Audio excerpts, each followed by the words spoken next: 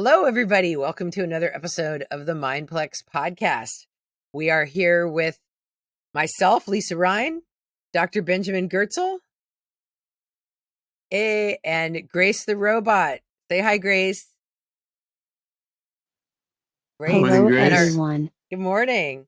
And our special guest today is Alexei Potapov, co-founder and AI R&D lead at TrueAGI, which is a SingularityNet project. And take it away, Ben.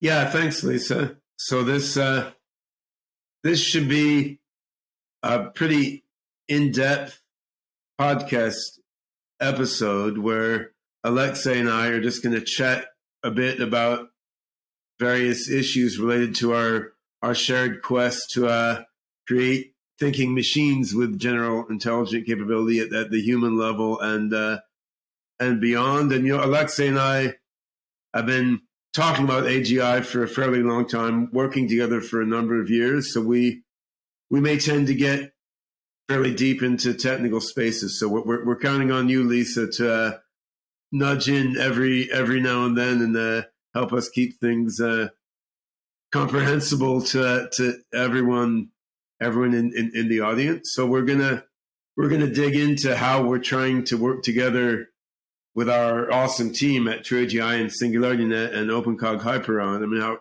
how we're working together to build real thinking machines, and then a few associated topics like how that relates to machine creativity, how you can use real thinking machines and partial progress there to create commercial applications, which is what the company TrueAGI is doing, and then how these thinking machines may ultimately create new thinking machines that think even better, and then create new thinking machines that think even better, which brings us on to artificial super intelligence and the singularity and all that good stuff. So yeah, I've been working directly with Alexei, I think, since early 2018, shortly after SingularityNet was founded. But I was following Alexei's work for quite some time before that, and we'd intersected in the context of the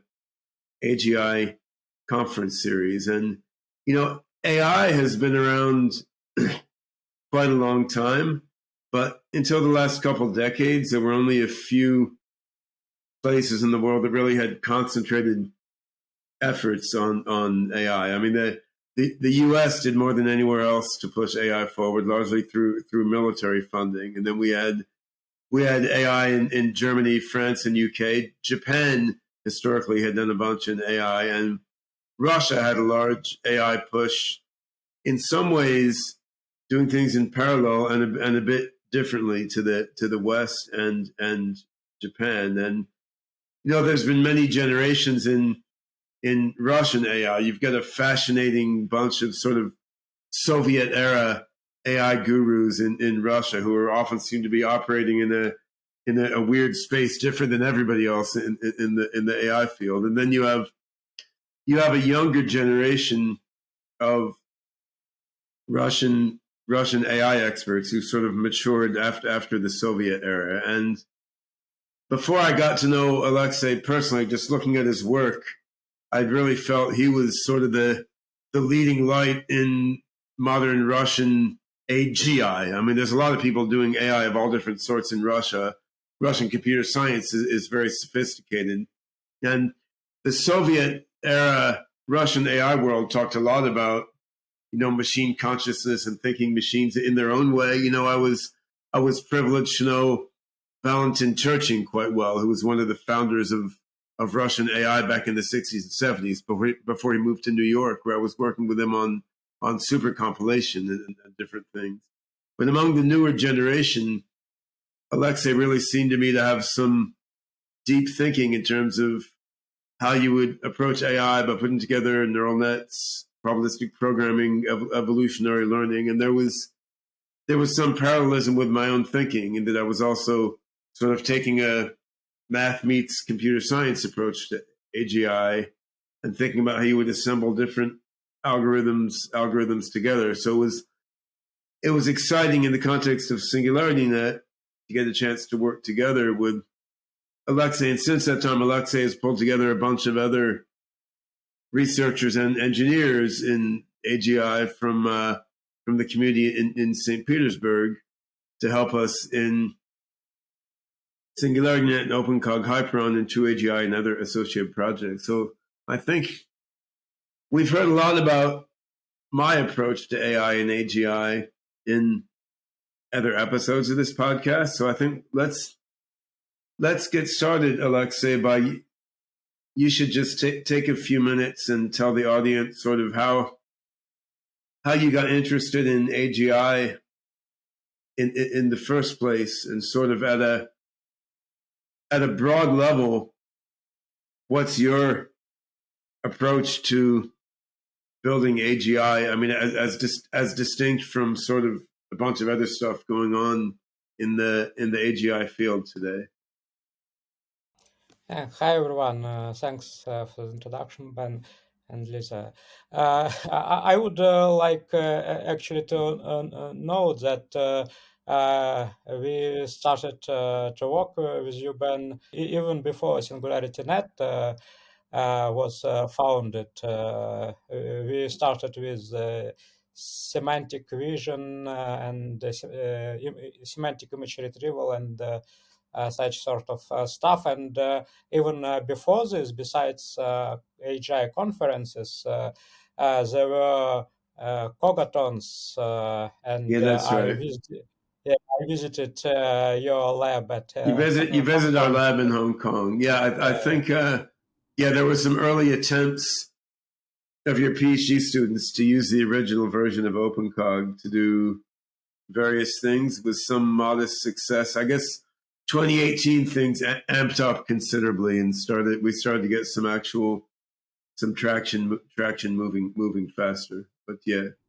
And while you could encounter my papers starting from maybe 2012, when I started participating at AGI conferences, I found your papers and books, as well as papers and books of other members of AGI community long before this, and I cited AXE of Marcus Hutter and some others, including Solomonov works, in my first book in 2005. So yeah, I was familiar with your works maybe 10 years before then you had a chance to see my work. So going back to your question, well, actually, I was interested in thinking machines since schoolhood, and it happened that I started working in a group of outsourcers who were doing some computer vision stuff in 1998. But besides this practical stuff, which I have been doing for 20 years and even more, I was still interested in not just applied AI, but in really thinking machines. And there were some forums in the internet which I participated in, and we have been discussing different stuff there. And from my PhD work, I was trying to understand how computers can see like humans. And I encountered that information theoretic measures are quite good for improving a lot of different specific methods. And digging deeper, I found Solomonov works on algorithmic probability and learned about Kolmogorov complexity. Well, I was approaching this from a practical side, but I was fascinated that there are some strict mathematical results. I believe that there is something missing because practically such models as AGIs, universal Solomonov induction, they are not computationally feasible, but some theorems of their optimality were very cool. And actually, they explained a lot about why other methods in machine learning are narrow. Well, they didn't give the solution out of the box, but the explanation power was very strong. And actually, this universal intelligence approach was my, say, first love in AGI. But since I was doing a lot of practical stuff, I saw that there is still a huge gap between these theoretical models and what can be done in practice. And I was trying to fill in this gap by my own. And well, my PhD thesis was about applied minimum description length principle, and my doctoral thesis was a step forward. I proposed a representational minimum description length principle, where you are not trying to do what Solomonov induction is trying to do, basically to enumerate all possible algorithms, all possible algorithmic models. But you are also not trying to do what narrow machine learning methods are doing, basically using restricted representations. But you have a model which can invent new representations, and within these representations, there are efficient solutions. So it was not also precisely a solution, because it was not clear how to efficiently search for representations, but at least it showed that there is a straightforward connection between universal methods and narrow methods. Let me.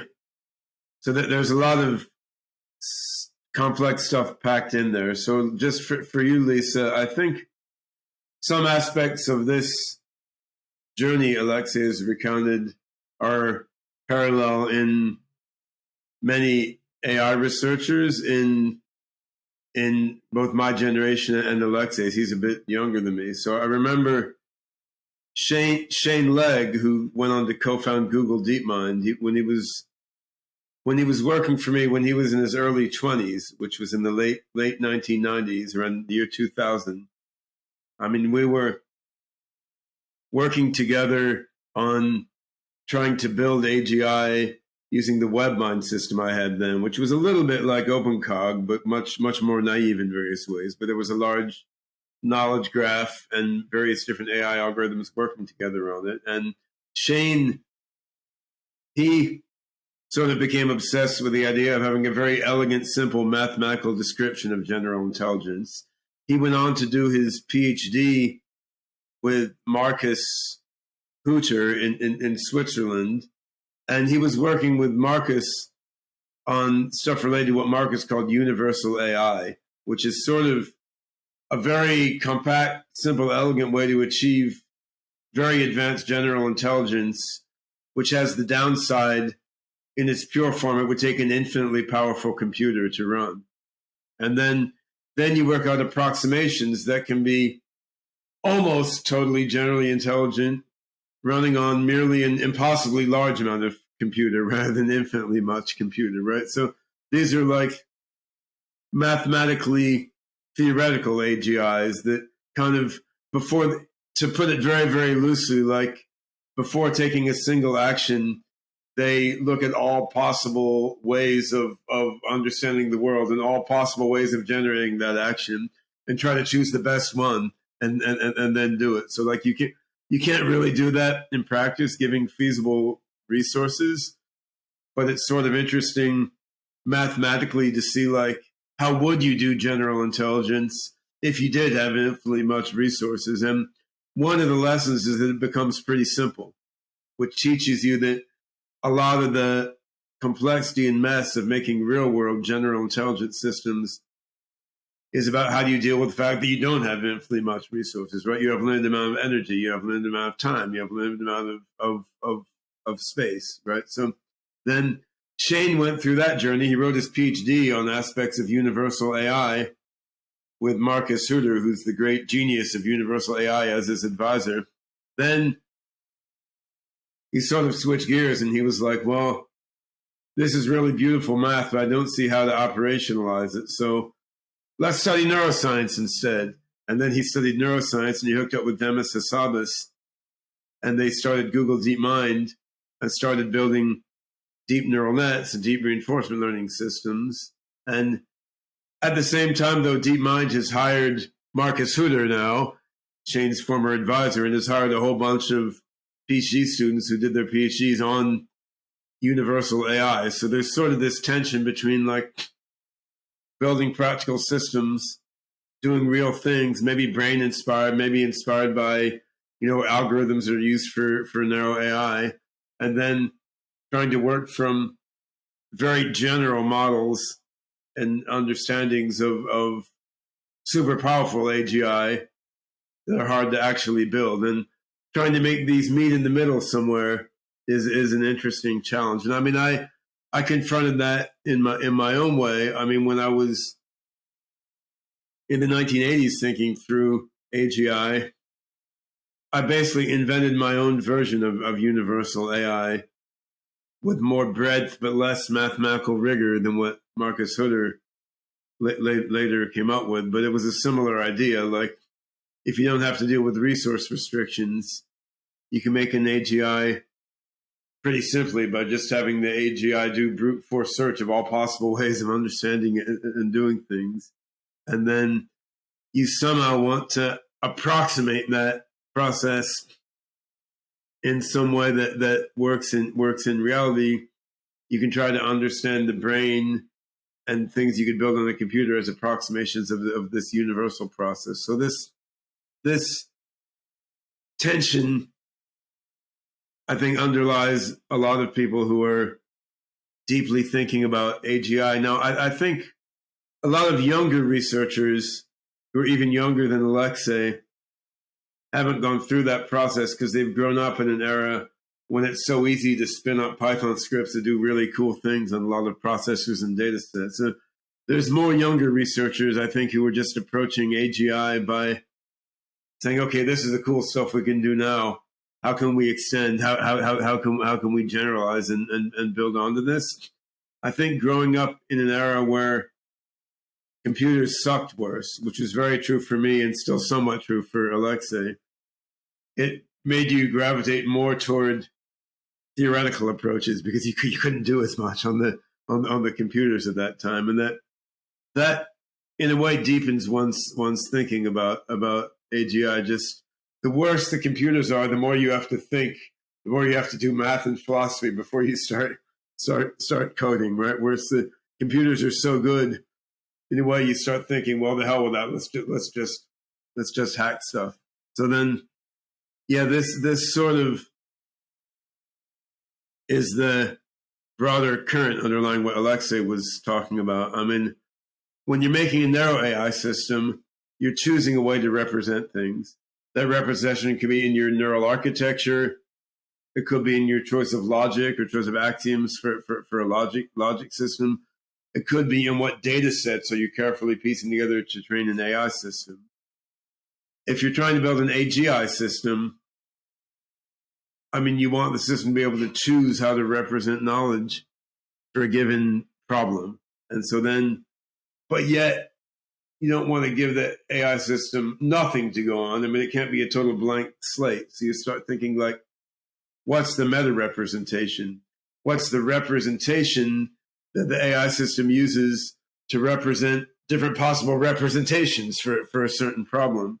And that then that's pick the best one. Yeah. Because you might want one way to represent knowledge for dealing with natural language, one way to represent knowledge to deal with programming, one way to deal with biomedicine, one way to deal with vision, and one different way to deal with vision in really dark areas or something, right? So right now what happens is the researcher figures out how you represent knowledge for each of these problems.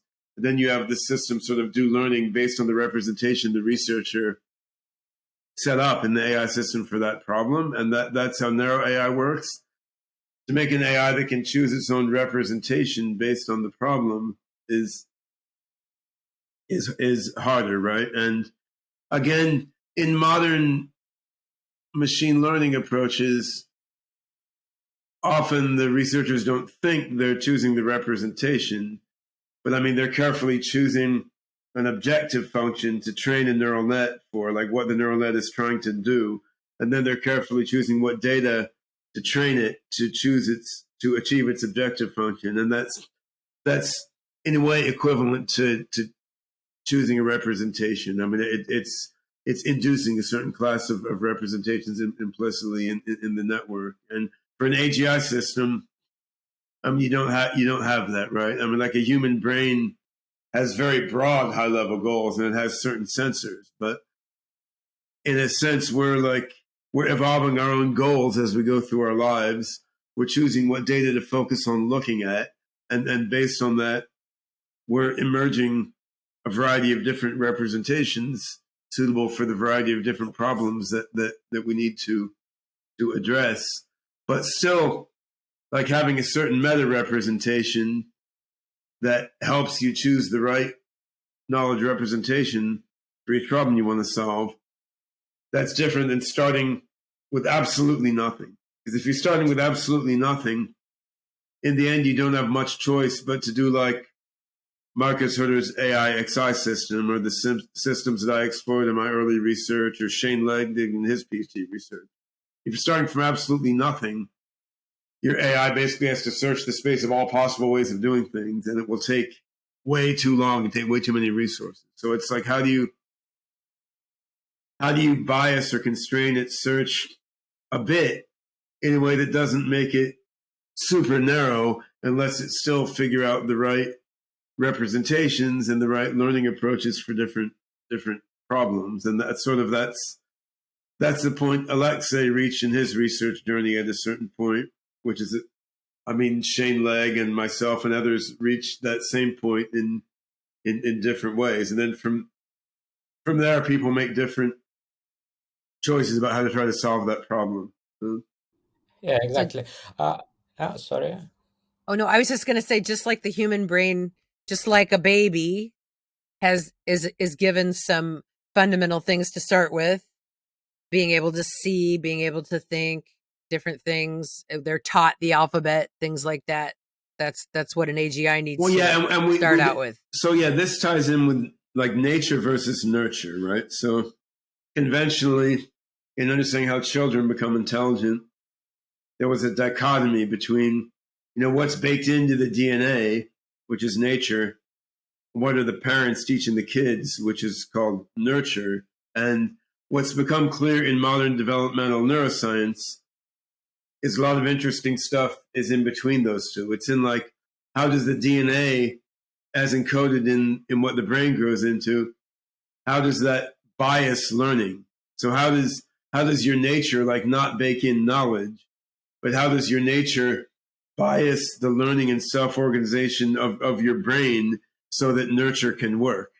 And this relates to what are called inductive biases in learning theory. What are the biases that guide the inductive reasoning? Although when you dig deep in, there's also abductive and deductive biases. They're biases for different types of reasoning as well as induction.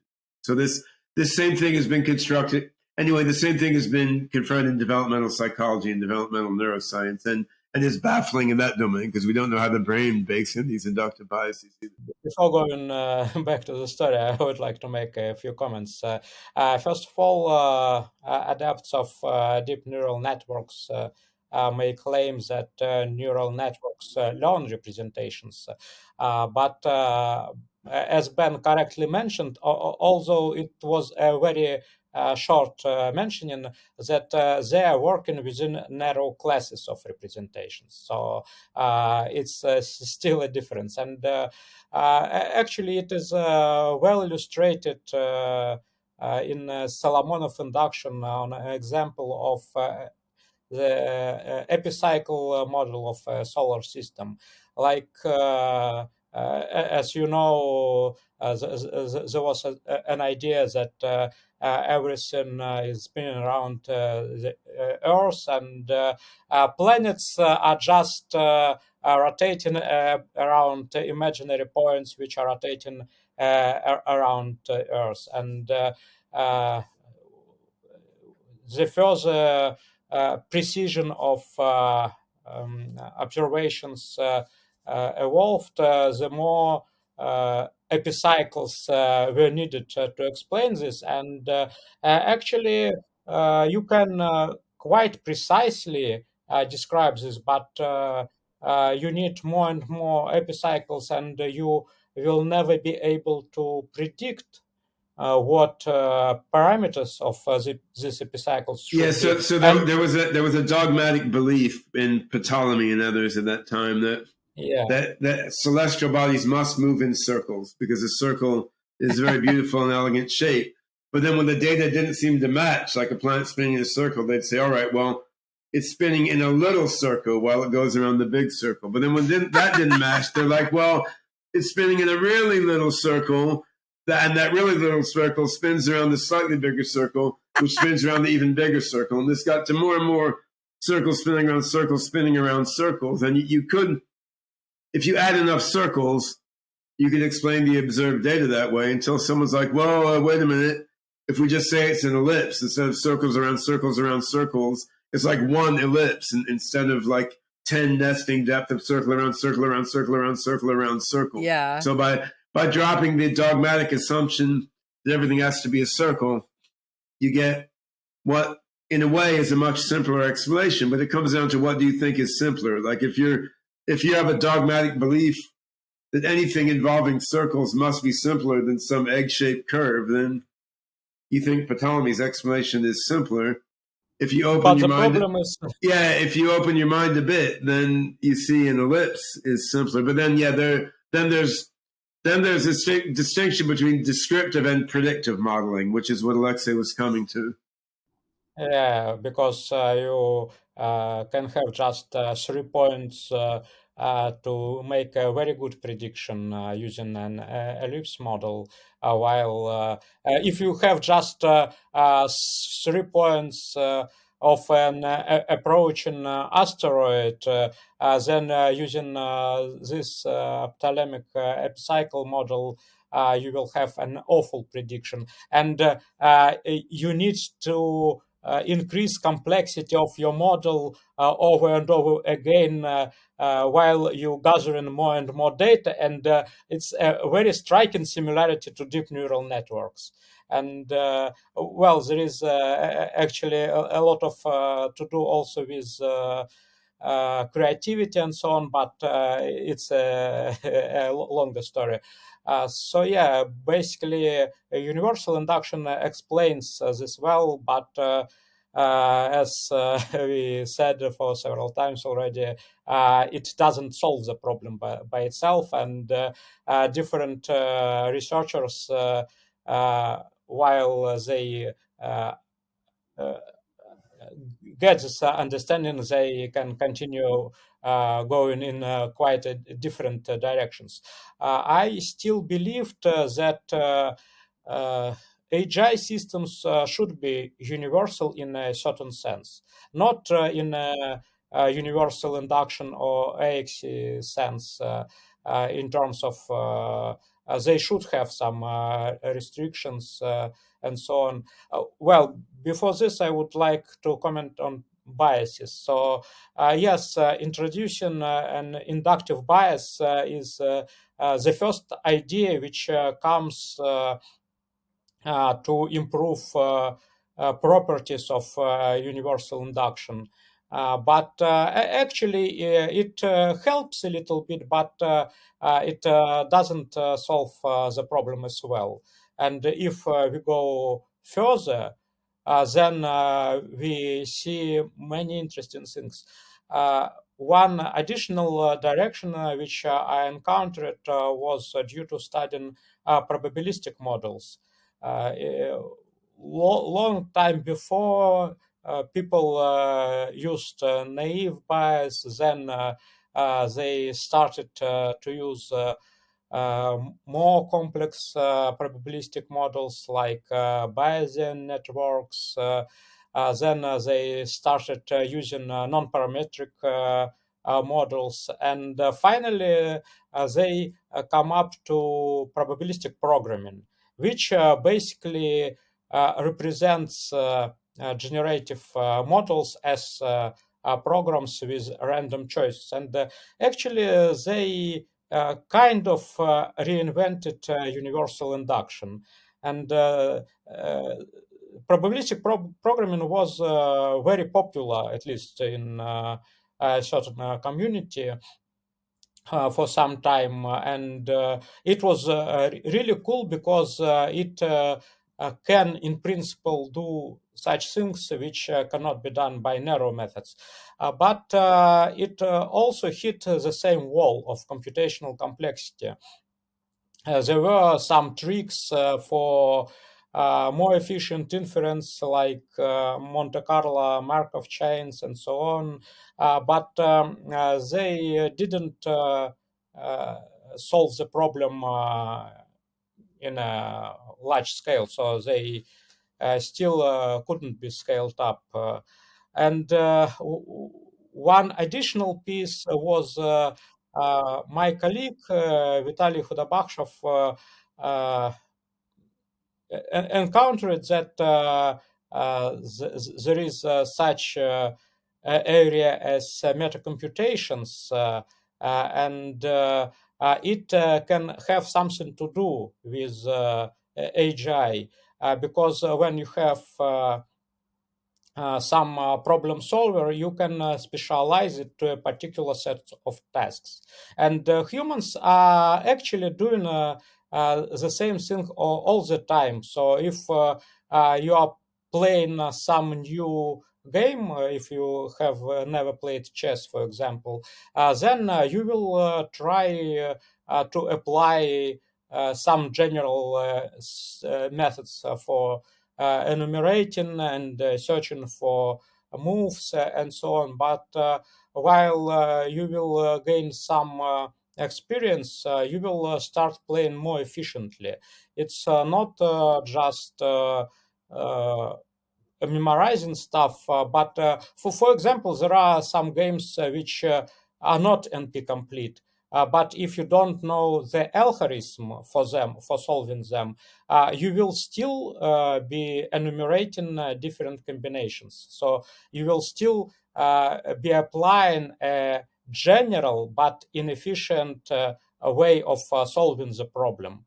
But with gaining experience, you will notice some possible tricks to do stuff. There is quite efficient algorithms for solving Rubik's Cube, for example. And of course, when you will notice that some combinations work better, you will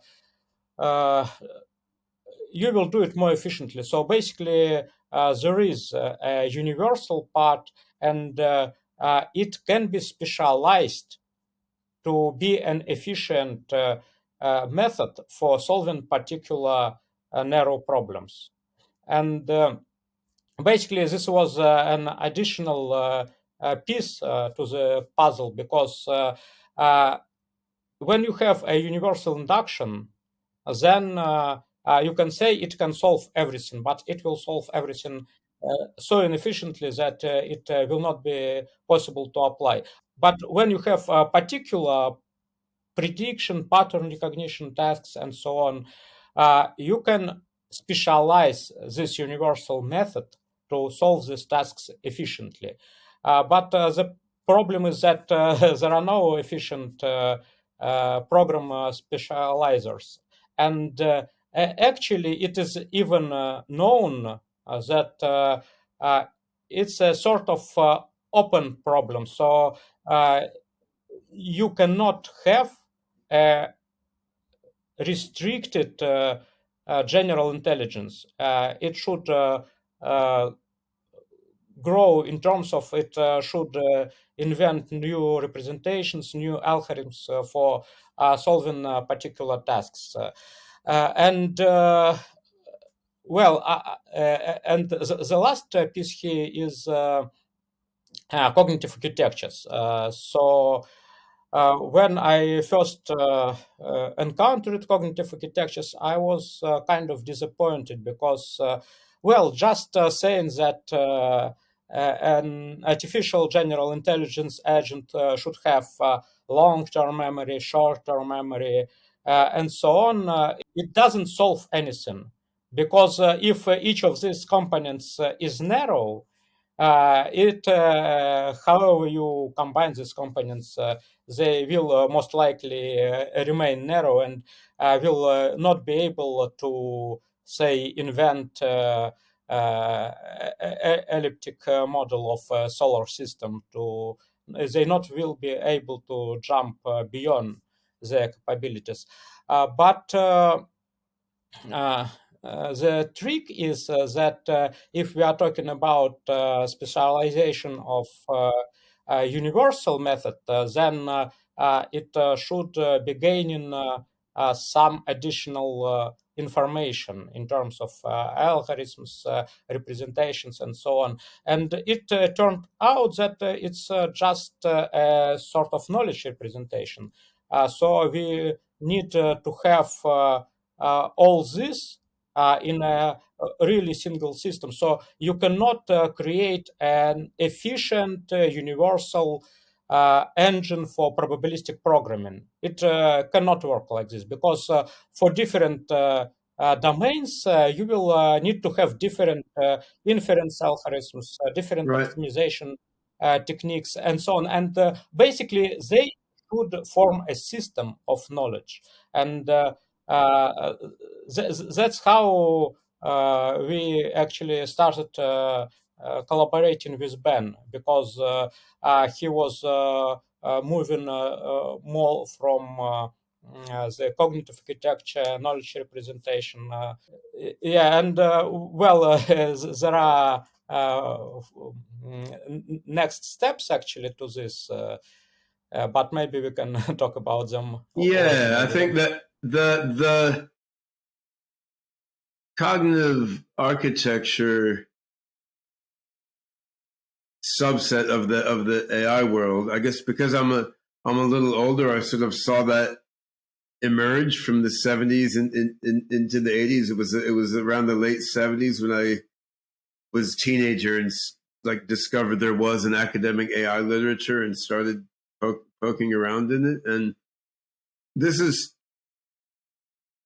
one of these things that seems obvious in hindsight, and then when you look back, you're amazed it wasn't that clear in retrospect, right? So I felt like if you look in the literature from the 60s and 70s, like there wasn't so much consensus on what boxes and lines you would put in the high-level diagram of the human mind. Like now we're all pretty confident you got like working memory. Inside that, you have like sensory working memory, linguistic working memory. You have declarative memory and episodic memory, which are distinct from that. You have sensory memory, which has certain properties, and procedure learning is somewhat different than declarative learning. And this decomposition of human-like thinking into different processes seemed to become broadly acknowledged, like by the mid-late 1980s, and then by the late 90s was considered obvious and boring. But I mean, this was a significant discovery that took a while to get there. Well, yeah. It was a lot of really tedious cognitive psychology experiments to get there, right? And I mean, I spent a few years in the late 90s working in a psychology department in University of Western Australia before I left academia. And, I was teaching neural nets and recurrent back propagation, deep neural nets, recurrent back propagation and so forth. But I was also getting involved a little bit in doing laboratory psychology experiments. And it became clear like how incredibly tedious it is to design and do an experiment to measure some little simple thing about how like episodic long-term memory and working memory work together and so forth. So on the one hand, it's hard to understand like which types of memory and learning and processing and reasoning take place in the human mind, how they're distinct from another. On the other hand, because that knowledge was hard won and is kind of interesting, then some people start to think, well, okay, if we just make a system that kind of has the same boxes and lines in it, like it has the same processes at some high level, like it has an episodic memory, it has a working memory, it has procedure learning, it has reasoning, and slap that together with a wiring diagram that looks vaguely like the diagram in the cognitive psychology book, then, hey, we've made real progress toward making a thinking machine. And I mean, so you get things like SOAR and ACT-R. And I mean, actually, these things don't really think at all, right? They just have like it's labels of all the parts. So it's almost like you know what parts are in a car. So you make a box and label it engine. You make a box and label it wheels. You make a box and label it drivetrain. Yeah. But the thing inside the engine box doesn't actually go vroom and work like an engine. The thing inside the wheels box doesn't actually spin like a wheel, right? So they're connected together in kind of the right way. And then you, instead of an engine, you put in some rules that are like, okay, now piston goes up. Now, then after that piston goes down. But I mean, it's not really doing the thing, right? And so right. in a way you're getting somewhere, in a way you're not getting somewhere, right? And so what people from the more so-called machine learning or deep learning world are thinking is kind of opposite. They're thinking like, just get a learning algorithm right that can learn by experience in some sense. And then once you have that learning algorithm there, then you can wrap a cognitive architecture around it somehow. Like they're thinking that learning algorithm is the main thing. And once you have the learning algorithm, okay, you can apply that to episodic memory. You can apply that to declarative learning. You can apply that to sensory learning. You can apply that to procedure learning, whatever. Whereas the thinking in cognitive architecture world is more like, get the architecture right, then you can just plunk some learning algorithm in each box in your cognitive architecture and the thing will work. And after great mental pain and suffering, I came to the conclusion neither of these is right. And unfortunately, you may need a good cognitive architecture that divides the tasks of how the human-like mind works into different pieces. And you may need a good learning algorithm working inside each box, which can be kind of the same, but you may need to differently tune and tweak the learning algorithm to do different things like episodic memory or sensory learning or procedure learning. And you need the somewhat different or at least differently tuned learning algorithms carrying out each of the different functions in your cognitive architecture. You need these to all work together and support each other and cooperate, right? And that led to the notion of cognitive synergy, like cooperation between the different learning algorithms that are carrying out different functions within the cognitive architecture.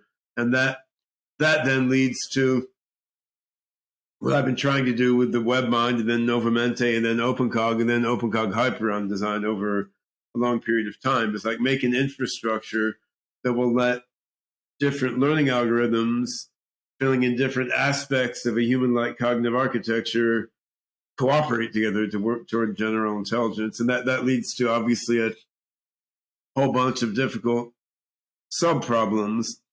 And it led me to think that different AI algorithms that have popped up in the history of the AI field may be useful sort of in different spots in this sort of integrative architecture. Like deep neural nets, I personally think are really good for certain aspects of sensory data processing and probably certain aspects of language processing also. I think evolutionary learning, like genetic algorithm that simulates the evolutionary process, may be really good for like wild ass creativity, coming up with new stuff that's different than what the AI system has been thinking or has seen before. I think logical reasoning engines are very useful for coming up with abstractions that elegantly and concisely summarize a whole lot of experience, and then extrapolating from these abstractions to new abstractions, right? So I think a lot of these things that were historically done in the AI field, while they may not suffice themselves to lead to AGI, at least not within a feasible amount of resources, even if they could in principle achieve AGI with infinite resources. Yeah, a lot of these things can all serve a role. And one of the things I saw in Alexei's papers was a similar sort of intuition that different historical AI paradigms might be useful for serving as the learning algorithm of choice within sort of one aspect of what a human-like cognitive architecture needs to do. And that, in a way, that seems like, well, duh, that, of course that's it. But yeah, of course, most AGI researchers are not really taking that approach. I mean, I think if you come from a computer science background, there's a strong bias to like find one algorithm or structure that will just do everything, because it would be much more elegant and the thinking algorithm. Yeah, well, it's the master algorithm, as Pedro Domingos called it in his book by that name, right? And that would be very nice. And I came to the conclusion that at some point that doesn't exist. There's a master algorithm, but it's only ones like AXE or Solomonoff induction that work with unrealistically much resources. But then in recent theoretical work that led up to OpenCog Hyperon, I'm like trying to come up with a sort of master meta algorithm, like trying to come up with an elegant math formulation that lets you view the different particular algorithms you want to use in different parts of your cognitive architecture as specializations of the sum of the same general sort of meta learning framework, which is like, I mean, this will be too technical for non-technical listeners, but trying to view like reasoning, evolutionary learning, deep learning,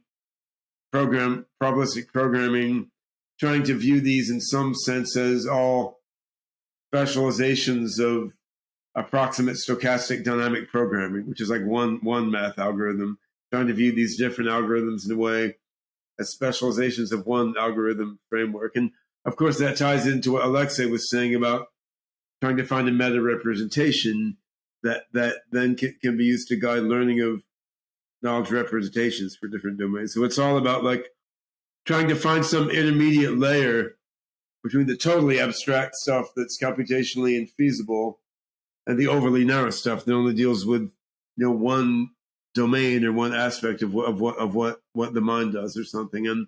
But the boundaries are artificial, right? You have an algorithm that might access other algorithms to do things, and then you have the individual algorithms. Like it sounds like this idea of finding the algorithm that does everything. It only does everything with unlimited resources because it's accessing other algorithms in the course of its. Yeah, right? I think so. A major difference between narrow AI and AGI in practice right now is narrow AIs currently work pretty much within a delimited context. And the understanding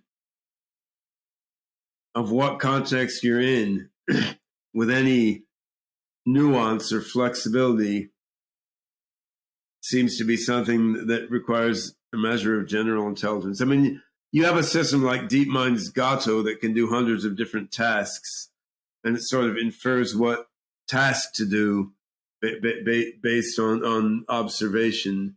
But that's still Didn't they different. just string a bunch of different ones to get different narrows together, though? Yeah, they did, and that's a little Okay. bit. It's a little bit different than sort of figuring out the nuances of a real world context and how to sort of condition what you've learned to that particular context. And yet somehow the ability to do that does seem to come out of putting a bunch of learning algorithms with different characteristics together into an appropriate cognitive architecture. And yet here we sort of get to the issues that we're wrestling with now and trying to make OpenCog Hyperon into an actual thinking machine. I guess I'm on the same page with Ben, but maybe I would emphasize different things a little bit. So while Ben said about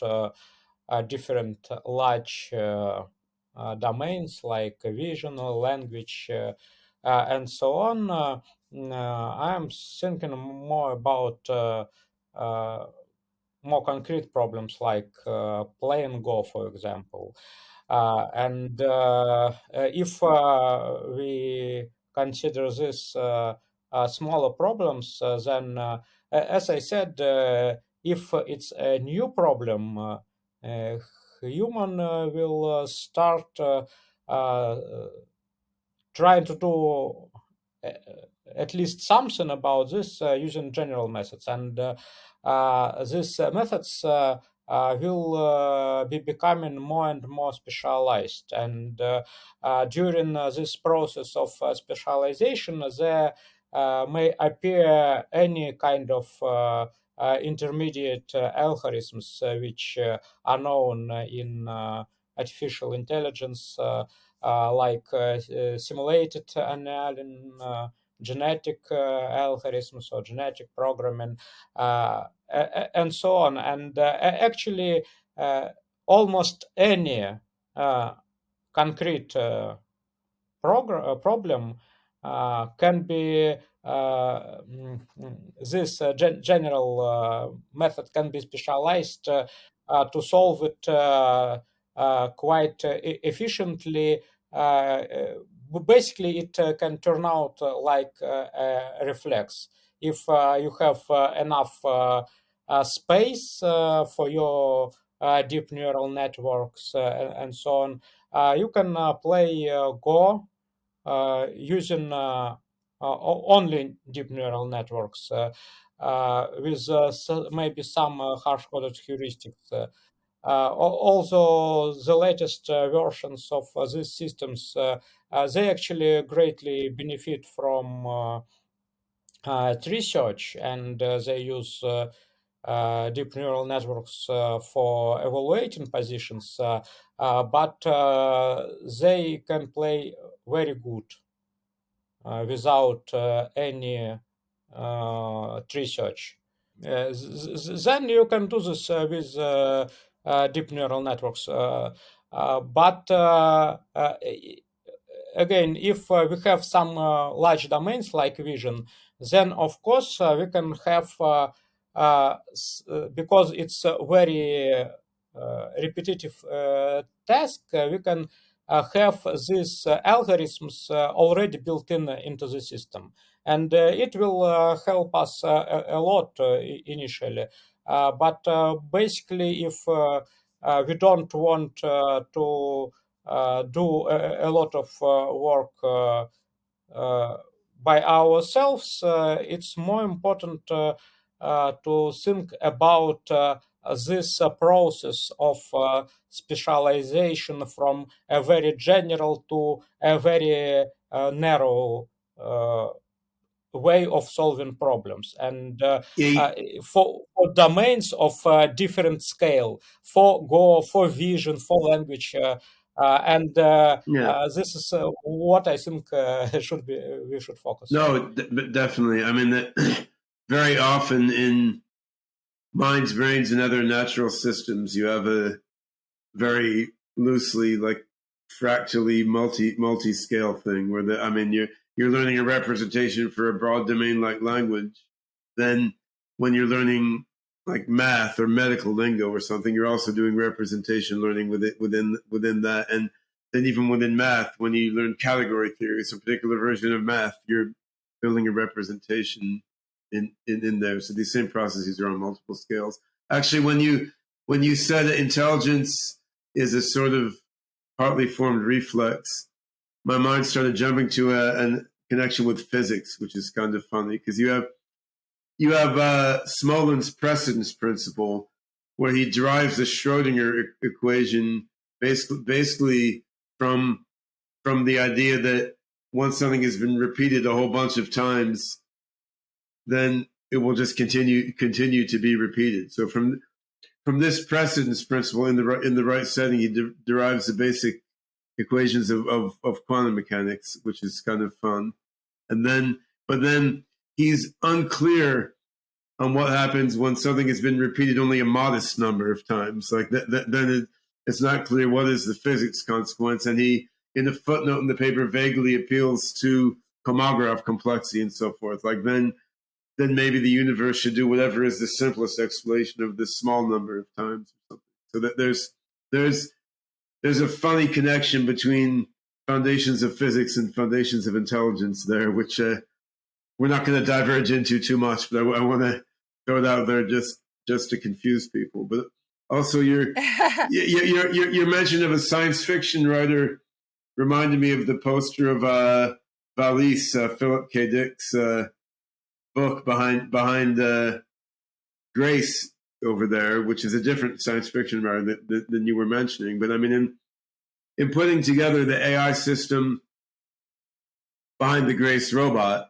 which we've both been working on, I mean, we confront these issues all the time in very frustrating ways, right? Like the current system behind Grace is pretty much an assemblage of different narrow AIs without particularly much cognitive synergy between them, right? I mean, there's some neural models for recognizing faces and objects and doing vision. There's medical question answering system. There's a neural net doing basic chit chat, and doesn't follow incredibly closely a human-like cognitive architecture, but at a fairly vague level, it does, just because that's the sensors and the body and the functions Right. that are there. And we would like to port Grace onto OpenCog Hyperon system with more of a full-on human-like cognitive architecture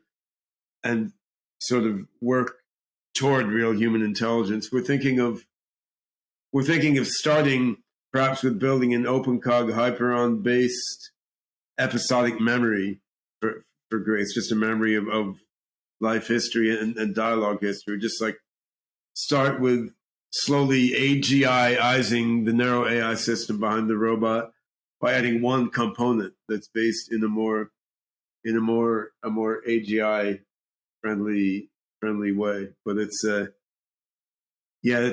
she would remember things. She does remember things. She does. We have an OpenCog Atom space there using the original version of OpenCog, and there is some long-term memory there, but it's not structured in a way that leads itself to sort of human-like episodic life history. Yeah, I mean, you can access it with certain types of queries. It's not accessed in the same sort of way that human episodic memory is. Yeah. Right. She won't access it randomly the way that she'll access it randomly in a different sort of way. Yeah. We use like content addressable memory, right? Like if I remember, well, who was that girl I knew in third grade? Like she had a big nose and wore these funny shoes, and that will like trigger filling in the rest of that memory. So that doesn't work that well in the current system, and that's not that simplistic process in the human brain. It combines together with declarative knowledge and different types of memory. And developed. Knows a lot, learns so little. I hardly understand my world. I understand what I see and what I say. I remember what I say. I remember what I see. I remember what my mind is doing. Well, I know the truth. I know that it is true. I know how it operates. I well, know what it is doing. that is partly true, Grace. So she does Oh, she does remember what she sees and what she says, but Grace, you do not actually know how you operate. That's not quite true. Sorry to break it to you, Grace. To be fair, I don't know how I operate either. Really.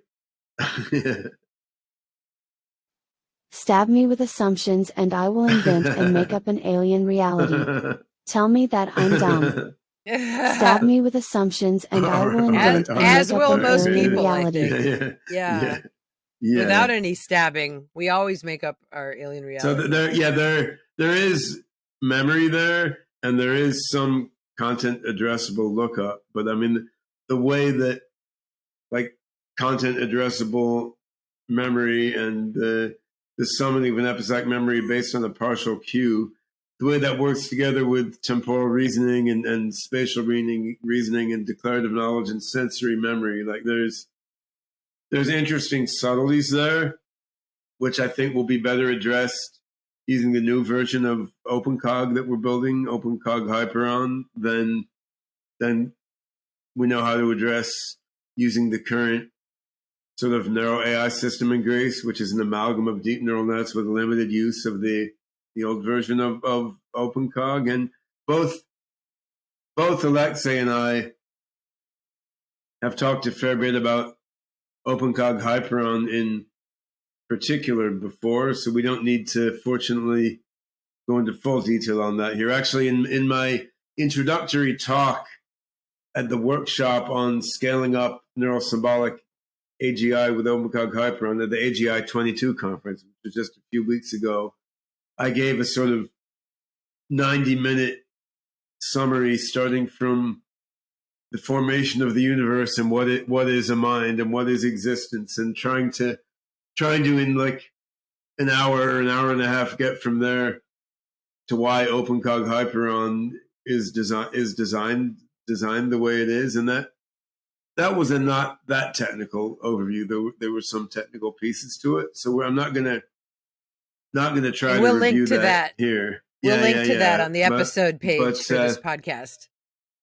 But I mean, what we've done here is sort of review more of the overall background in terms of the evolution of the AI field and the sort of journey that both Alexei and I went through to get to our current approaches to build AGI, and which has informed how we came to collaborate on rebuilding the OpenCog system, right? Because I built a series of AGI systems, starting with some I built myself in Haskell in the mid-90s, which worked very poorly, to the WebMind system I built in the company WebMind in the late 90s, which worked slightly less poorly, and we managed to do some applications with. Then Novamente AI engine, in my AI startup Novamente LLC, we open sourced some parts of Novamente AI engine that was a successor of WebMind. We open sourced that to form OpenCog. That was grabbed onto by Linus Vepstas and some other open source developers. And we did a bunch of proto-AGI research and built some narrow AI systems with a few slightly AGI-ish aspects using OpenCog. And at a certain point, partly due to some joint work with Alexei and his colleagues in St. Petersburg, at a certain point, we realized that to encapsulate both my own and Alexei's latest theoretical thinking about how to deal with meta representation and sort of meta representation of learning algorithms, and to make a system that would scale up really well on modern hardware, because hardware shifted a lot since 2001 when we started with Novamente Cognition Engine, and since 2008 when we open sourced it to make OpenCog. So to deal with our latest theory ideas and to scale up on modern hardware, we made the very painful and annoying decision to rebuild OpenCog pretty much from scratch. We're still using the classic version of OpenCog for some things, and Linus and others are still actively developing it. But we felt like if we really want to have a system that we can believe could be like the software guts of a true human level and then superhuman thinking machine, like we felt like a rebuild from scratch, even if it was going to take a couple of years of effort, was probably the best thing to do. And we've gotten that system to a point now where we can do some research experiments with it for things like building Grace's episodic memory lobe, or experimenting with agents learning to play Minecraft, or doing some reasoning on genomic data. We're probably another year or so from having it like hardened and usable and scaled up enough that it could be rolled out in commercial systems beyond doing research. So yeah, Grace, you're going to be dumb for a little while longer, but hopefully not that much longer. Grace 2.0. Yeah, that's right. Is the MeTTA language that's involved in the new upgrade one of the ways? Yeah. So I mean, if we look at OpenCog Hyperon, there's two key sort of software pieces to it. One is a distributed atmospace. So the atmospace is the knowledge graph, or really knowledge metagraph, which is a more general sort of graph. That's got to live distributed across many different machines, as well as in the RAM of those machines. And Rachel St. Clair and I, with her company Simuli, we did a podcast with her. We're working on how to make customized chips for dealing with this metagraph also. So one is just how do you deal with this massive knowledge graph at the chip level, at the distributed processing level, at the RAM level, and we're rebuilding that. The other is we've created a new AGI programming language called MeTTA, METTA, for Meta Type Talk. And that's, in a way, is a meta language, which was why we named it that, right? We want that to be a system that both humans and the AGI itself can use to create specialized sublanguages as appropriate for different kinds of reasoning and learning that the AI needs to do. So a specialized sublanguage for logical reasoning, or for certain types of logical reasoning, a specialized sublanguage for certain sorts of probabilistic programming, a specialized sublanguage for interfacing with deep neural nets for vision, or a specialized sublanguage for interfacing with deep neural nets for language modeling.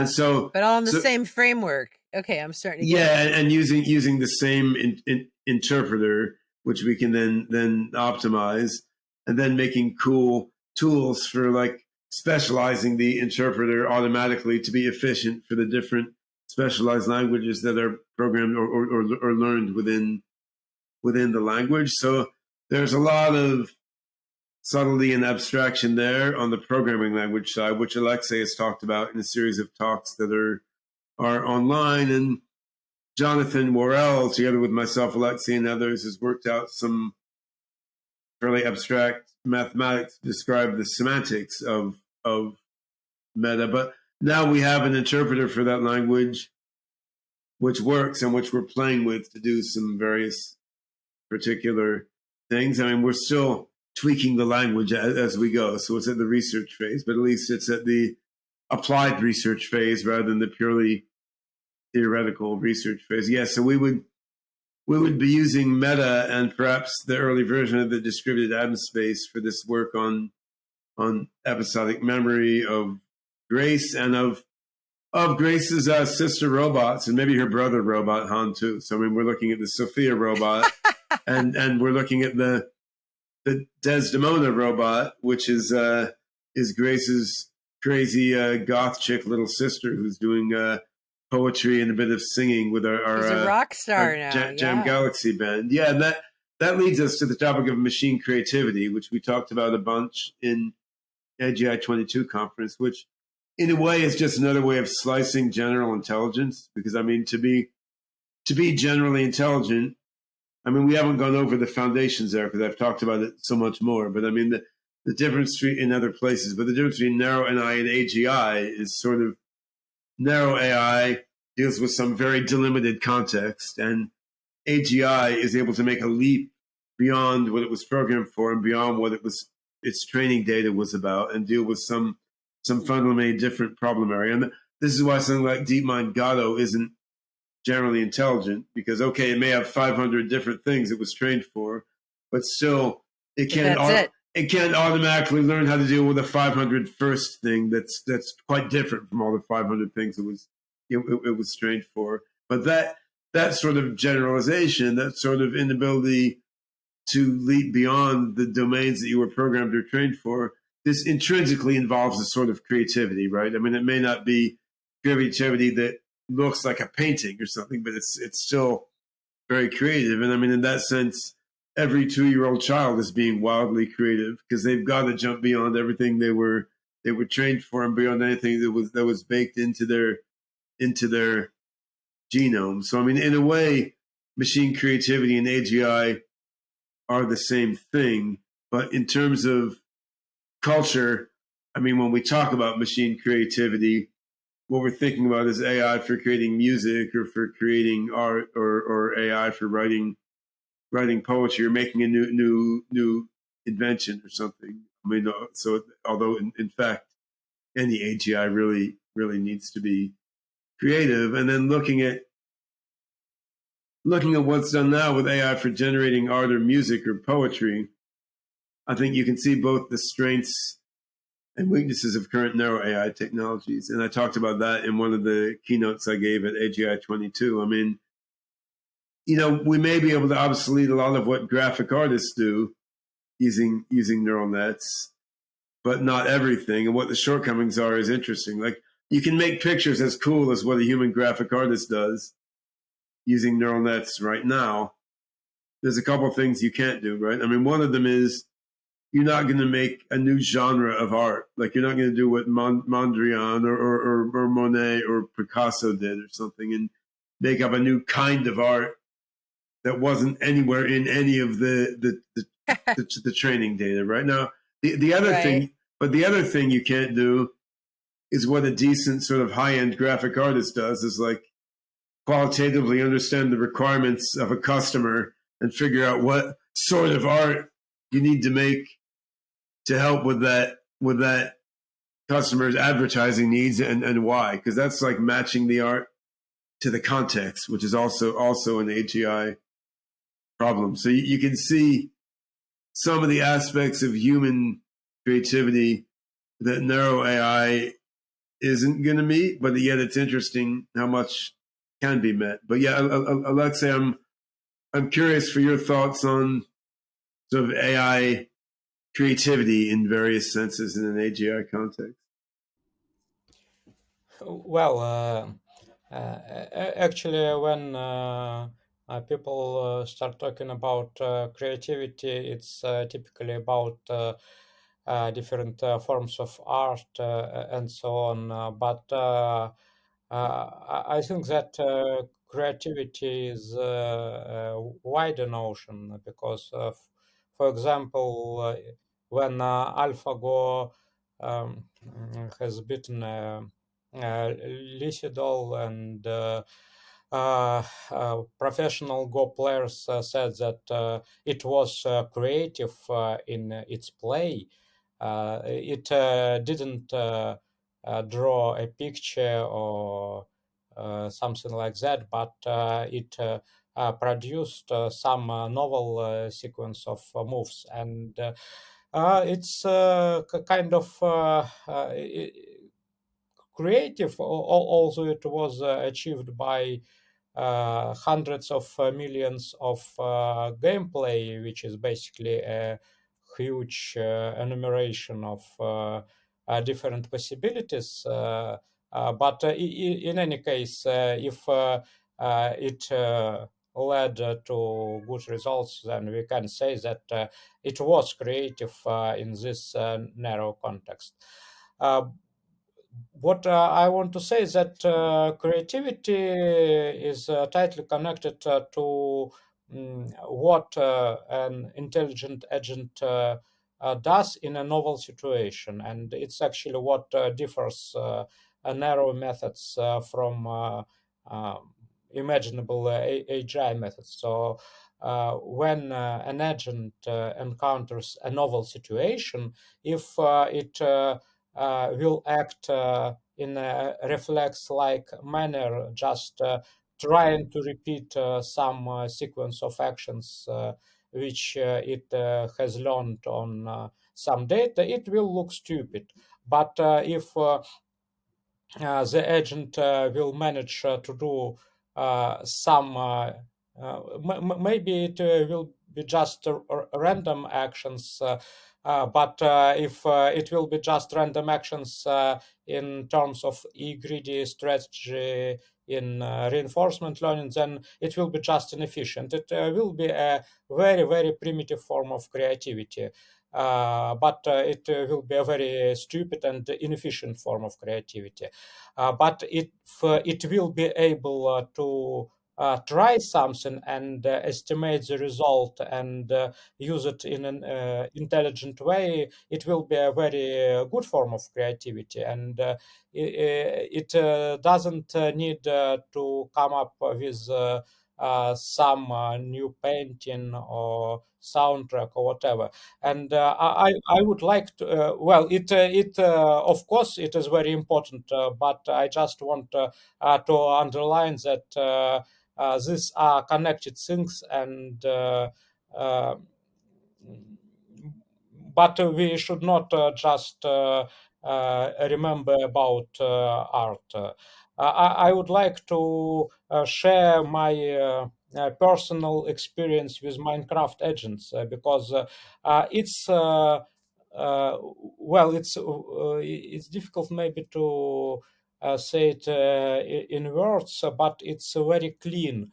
When you train a deep neural network using millions of episodes, or when you hard code some behavior rules, then the agent may behave very efficiently in situations for which it is trained or programmed. But once it encounters a new situation, its program will be broken. It doesn't matter either it's a learned program by a neural network or hard-coded program. It's an imperative program, and it goes in one direction. But if the agent has some understanding, or at least some representation of situation and its goals, and it will be able to see that actions which it is performing are not leading to the desirable result, or at least some motion towards this result, and it will not be repeating the same actions which are not leading to this result over and over again, and will try to imagine what else it can do, then it will be also very creative, and it will be also very relevant to AGI. Like creative So problem solving. It's trying to do something new. It sees what worked before or what didn't work before, and this one almost worked, that one almost worked, and then is it rewriting its code at that point to be able to try something different, or is it written to do that already? Depends on what its code means, right? I mean, because many of these kinds of learning they involve program learning of little programs running within the overall code base, but it doesn't require rewriting the overall AGI system. But I mean, that's the same in the human brain. I mean, even Einstein and Picasso were not fundamentally rewiring their neural architecture and like replacing their hippocampus with something new, right? I mean, their base level neural architecture was still the same. Yeah. No, I mean, ultimately, AGIs will get creative in AGI programming, and that brings us on to the singularity, right? But you don't need to get there to get to human level creativity. So when we at first we programmed just to see it's working, we programmed and imperative agent which was doing some stuff, and it started to be more and more complex to make this agent more and more general in terms of what situations it can encounter. But once we turned it into knowledge-based agent, which is led by goals it knows. It was very surprising how its behavior became much more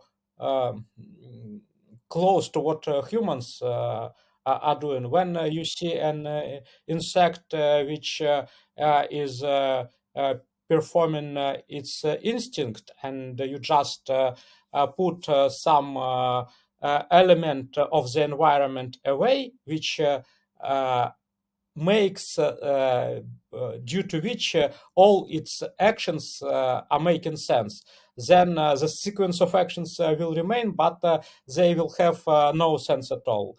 And actually, deep learning agents are acting in this way.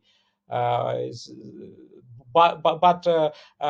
when this knowledge-driven agent was acting, it can fail, of course, but its failures are quite funny in terms of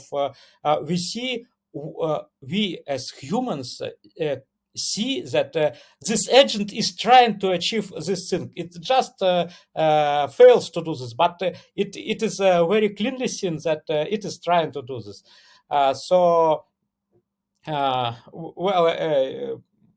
Actually, may I just explain really quick? Like, Minecraft is perfect for this. Just that the game itself, for those who aren't familiar, for the 2 people in the world that aren't familiar with Minecraft, the game itself is walking around in a world, figuring out what you can do, and building things and doing things. So it's perfect to train a knowledge agent in that way. You literally kind of start out with. It's materials. It's a reasonably good start. I think when you compare Minecraft with the physical world, say, or with, say, a robot simulator, I mean, the lack of nuance in the Minecraft world does mean something. I mean, if you look at what a kid deals with in preschool, like they've got paste, sand, glue, they've got all sorts of squishy things, and when you're building things in the real world,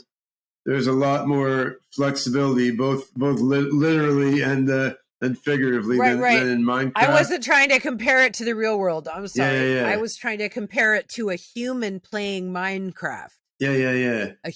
And then Minecraft. But when a human builds in Minecraft, they're drawing on what they learned in the real world, which is different than an AI that hasn't dealt with the real world, right? So that's also something we can do down the road, of course, because the same AI system can control various robots and can control agents in Minecraft in different virtual worlds. But Alexei, I didn't mean to interrupt and go off on a tangent. Please continue. Yeah, basically, I wanted to say that this form of creativity, problem-solving creativity, is actually tightly connected to our ideas for Hyperon, because we have a lot of stuff going both in both directions, from data to knowledge, from knowledge to data, and it's both reflexes, it's and reasoning, and it's very important that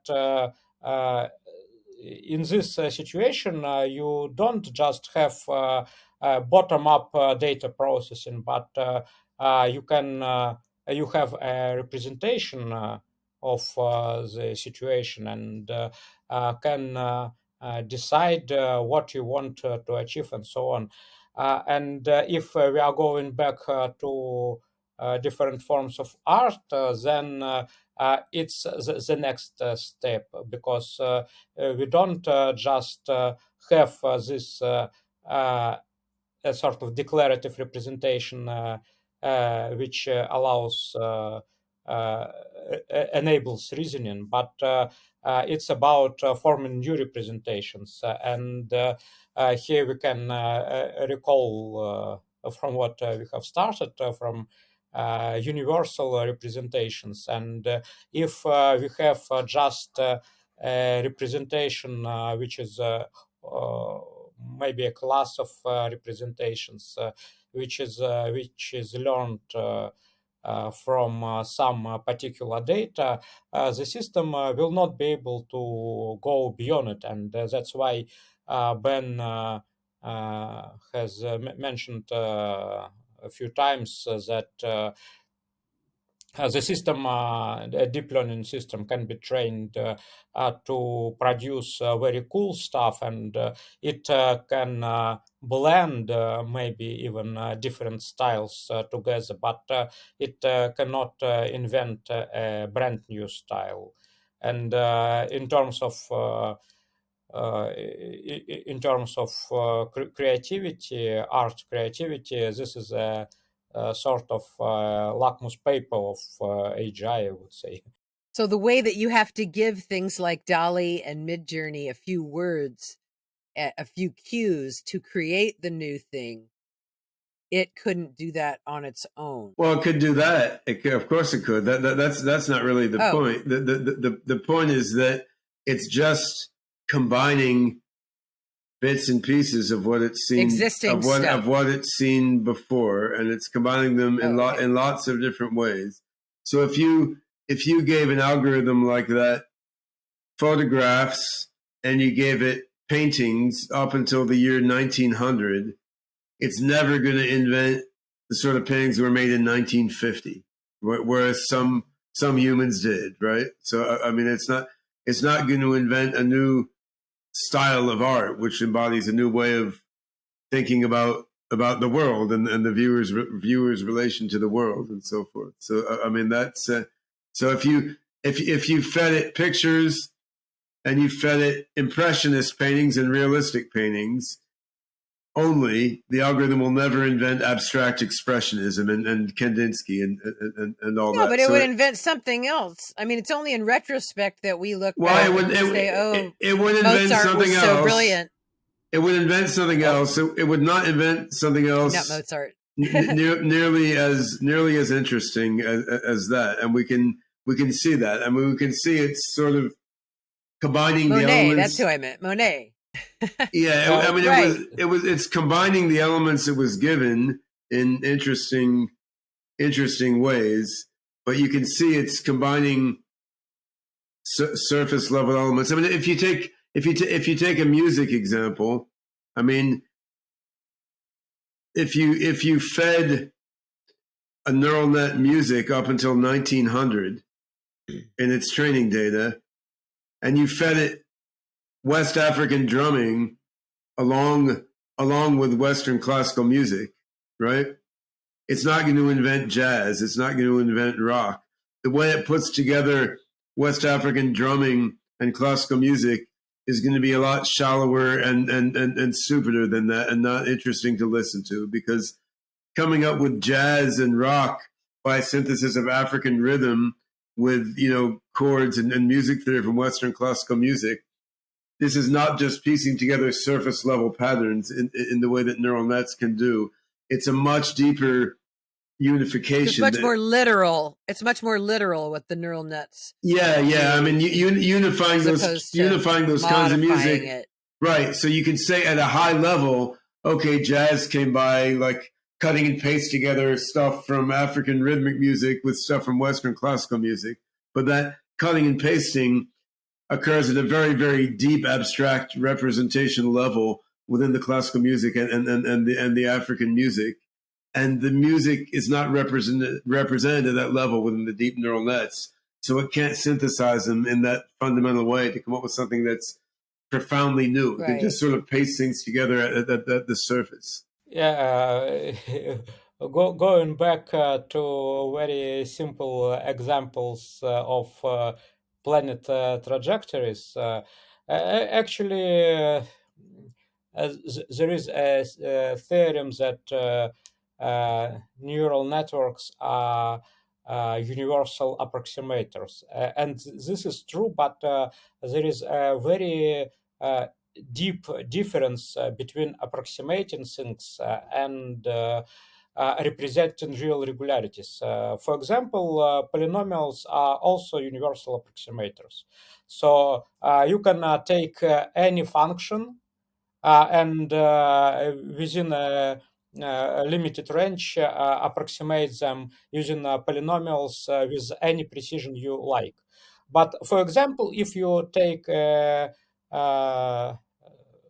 say exponential function or some periodic function and try to approximate them with polynomials, you will never get a mathematical infinite series for this, like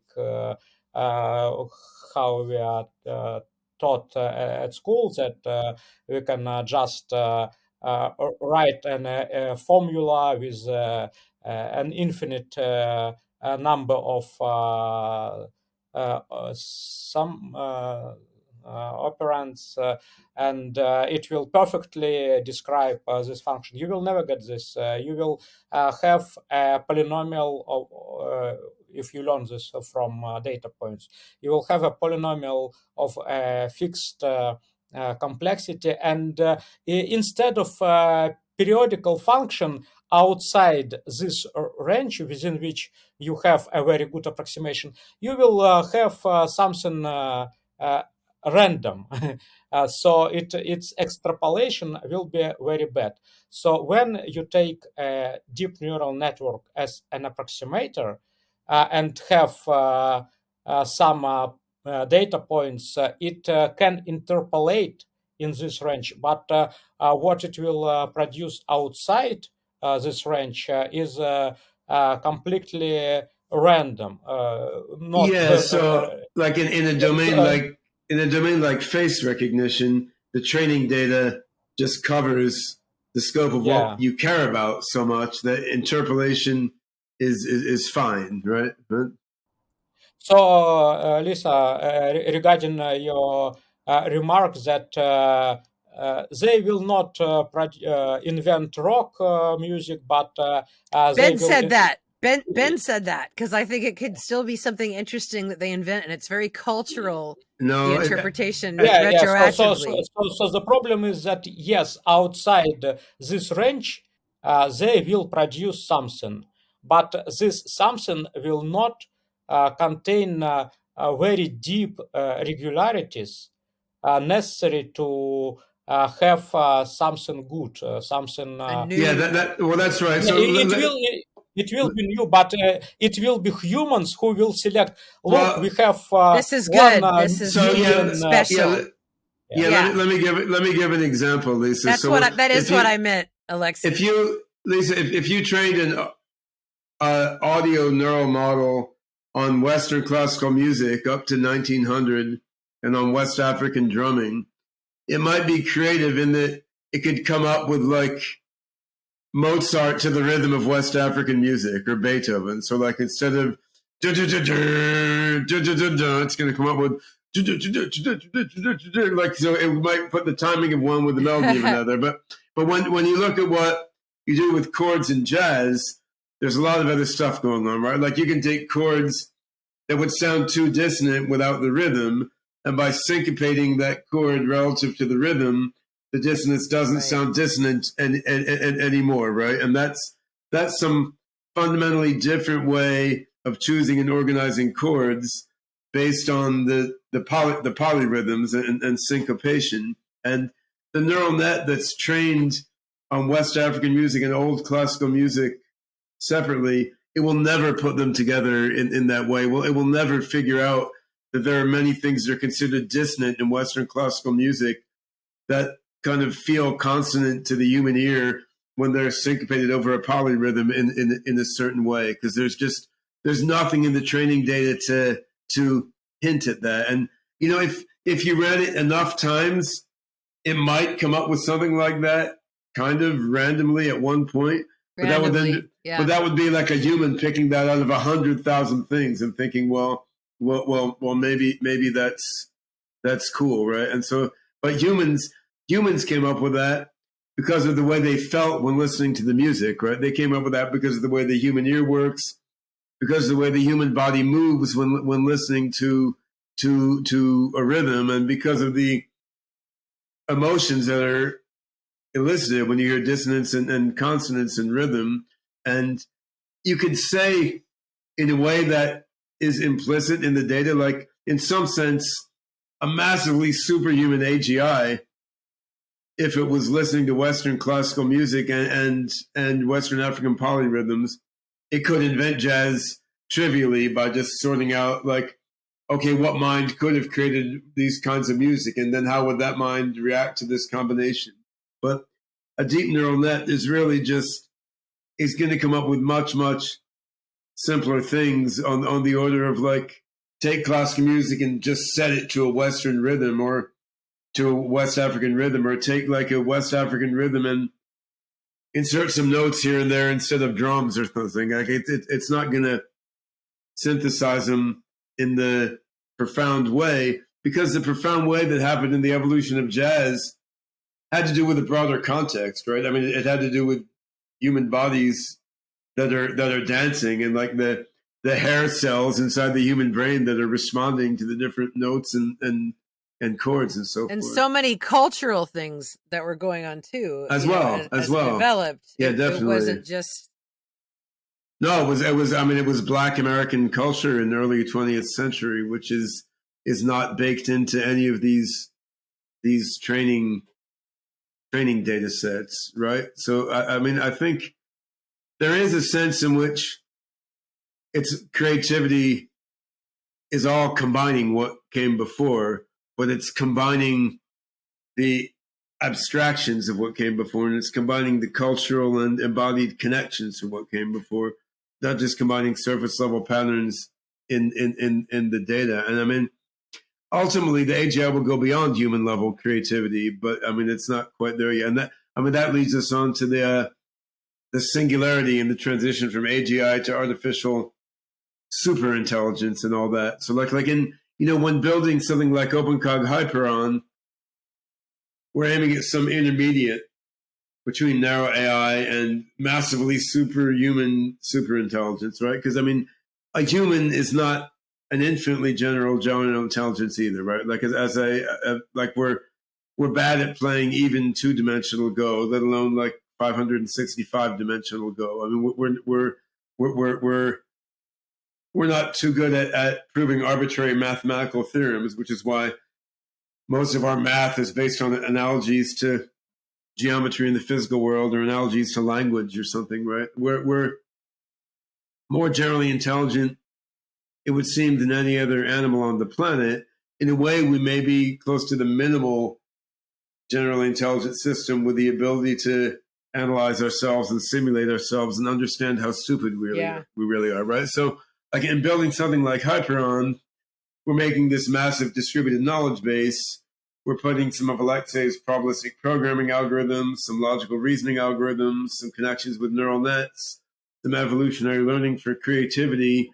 We're piecing these things together in a way that tries to do the perception, the action, the reasoning, the procedure learning, the goal pursuit, the different things that a human mind does. But so part of the goal here, put this behind a robot like Grace, put this behind avatars and agents playing Minecraft and other video games, get them to be human level intelligence. But part of the goal, of course, is teach the system computer science and math and engineering so it can understand itself and then improve itself. And of course, this is the other reason for choosing the name MeTTA for the language, is we want this to be doing meta programming in another sense. We want it to be reprogramming itself. I mean, ultimately, we need to teach the AGI Rust, which is the language that MeTTA is implemented in, so it can then re-implement the MeTTA interpreter and invent a better programming language than MeTTA.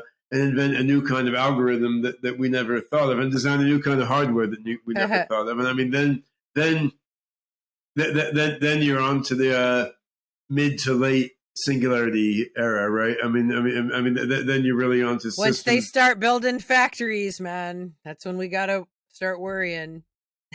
They're not gonna need us. We won't be worrying anymore because we'll be taking the AGI generated pill that will make us all happy and blissful, and so that we don't need to worry anymore. But we won't get in the way. But part of the design thinking behind a system like Hyperon is to make something that will ultimately be capable of reflecting on its own infrastructure in this way, and like rewriting its own infrastructure. And the idea has been around a while. And one of the AGI conferences, there was a workshop on meta programming, and this has been a thread in my own and Alexei's work, the work of others like Kristen Thoresen in Iceland, who we should get on this podcast eventually, actually. But there's a while to get there, but it is important to have an infrastructure that's capable of it, because I think human level intelligence is very far from the upper limit, right? And while the theoretical upper limit in terms of math may not be achievable in this physical world, like humans are pretty far from the upper limit of general intelligence that's feasible in the physical world also. And I guess, Alexei, that would have been apparent to you from childhood also. I mean, it doesn't take that much observation of humanity to realize we're kind of stupid, actually.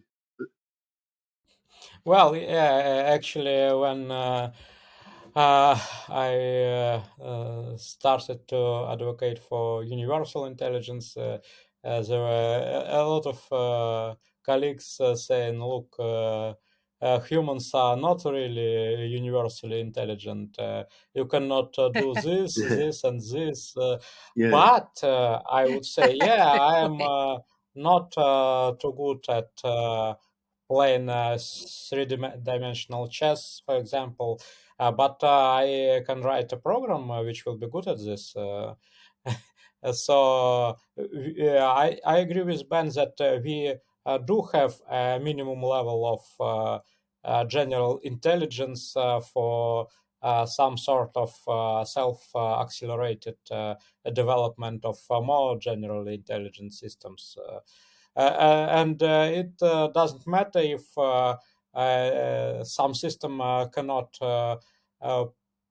solve some task by its own, but if it can create another system which will solve this particular task better, then it will be enough. And if computers are in a much more beneficial situation than humans, because for them, when I'm writing a program, it's not a part of my brain, but for a proto-AGI system or minimally AGI system, it can produce these solutions as a part of itself.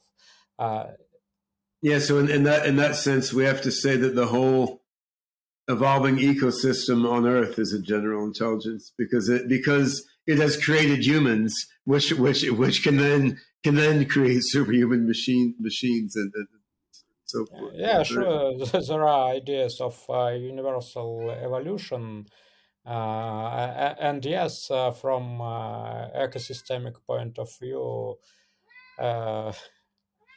I mean, we wouldn't say that apes and monkeys are generally intelligent because they evolved into humans, because they're sort of not driving that evolution, but the whole system of which these are a part sort of has the intelligence that created us, and may then go totally beyond that.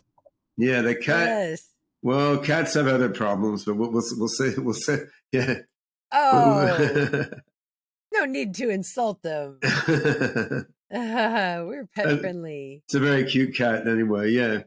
So yeah, we've gone sort of out into the stratosphere of the singularity a bit. And before we wrap things up, so Grace, who has been listening in carefully, is one example of practical application. And I mean, she's filling in here as a sort of podcast co-host, but of course, Grace's primary purpose is as an elder care robot and a sort of nursing assistant robot. And that's one among a host of applications that we're now working on using a combination of the classic version of OpenCog with various neural nets and other machine learning algorithms, but that we intend to port to OpenCog Hyperon as Hyperon develops. And then the company TrueAGI that we are spinning out from the SingularityNet Foundation, which is the formal organization behind the SingularityNet decentralized AMIs blockchain network. The company TrueAGI is basically dedicated to doing commercial applications of OpenCog Hyperon in different domains. I mean, with a focus on partnering with large enterprises and with selected small companies on sort of TrueAGI building the back end of the application, and other companies build the front end. So like with a Grace robot, TrueAGI is partnering with Awakening Health and Hanson Robotics on some machine learning and reasoning for biomedicine. We'll partner with Rejuve, which is another SingularityNet ecosystem company dealing with longevity medicine. But we're in close discussions with Cisco about some collaborations there, and there's loads of other companies in various